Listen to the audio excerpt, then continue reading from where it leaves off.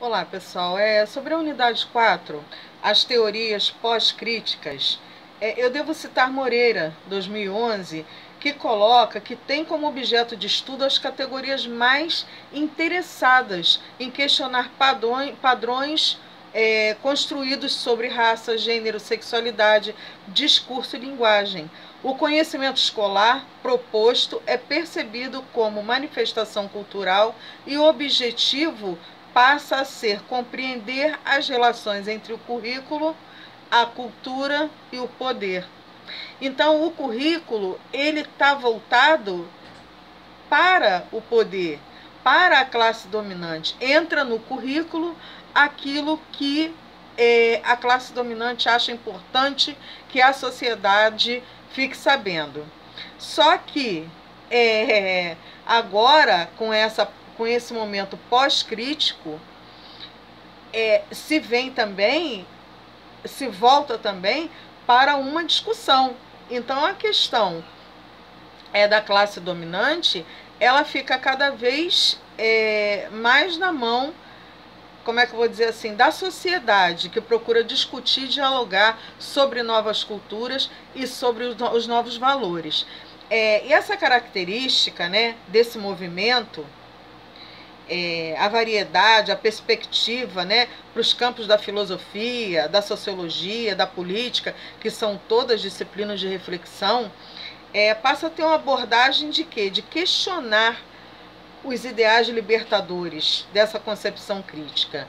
E uma vez que os ideais e os movimentos possam ser discutidos, almeja-se também assumir o controle, né, passando para as mãos as questões culturais que constroem uma nova ideia social. Então, para os teóricos pós-críticos, é necessário que conhecimentos ensinados na escola tenham uma perspectiva cultural assumida socialmente e aceita como verdadeira, né? Aí entra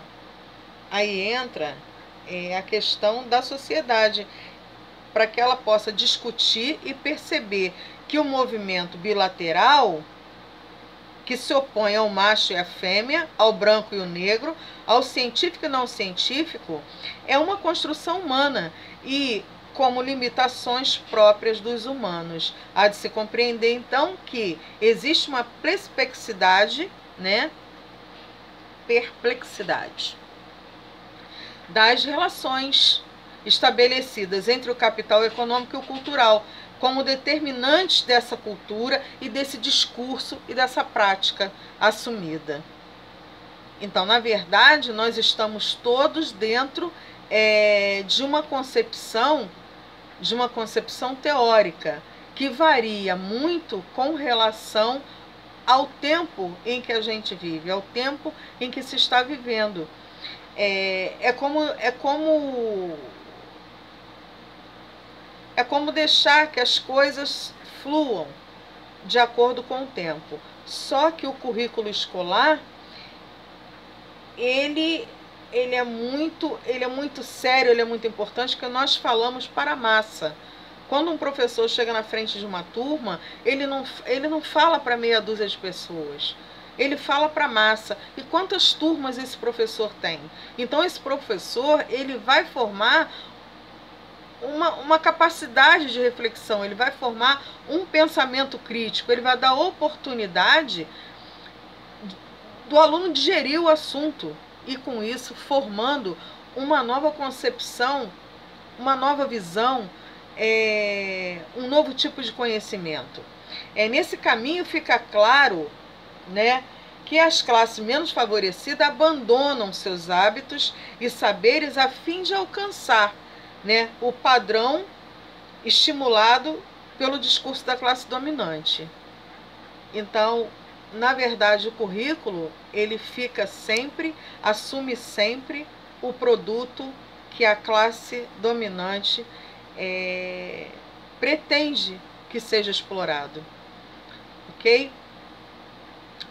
Ainda quero dizer para vocês que é importante compreender que nem todos que aprendem da mesma forma, nem ao mesmo tempo. Então, isso quer dizer que o entendimento é que a escola deveria ter um espaço de oportunidades e que conceba as diferenças, né? Só que muitas vezes as diferenças passam por uma grande discriminação. E é isso que a sociedade brasileira começou a iniciar em 1980, um movimento de reconstrução de modelos curriculares, através de Piaget, né, Paulo Freire, Vygotsky, né, e outros mais.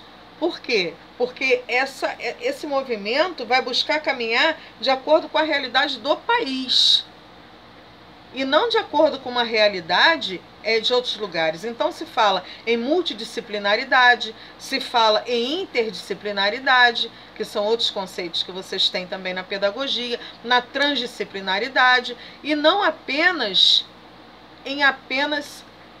focar em uma disciplina. Hoje nós pretendemos, com um único assunto, entrar em várias disciplinas.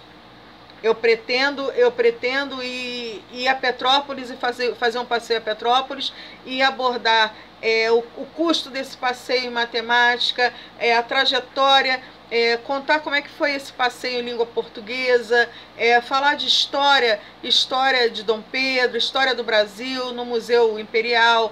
Eu pretendo falar de clima, eu pretendo falar, enfim, de ciências, de geografia, de história, enfim.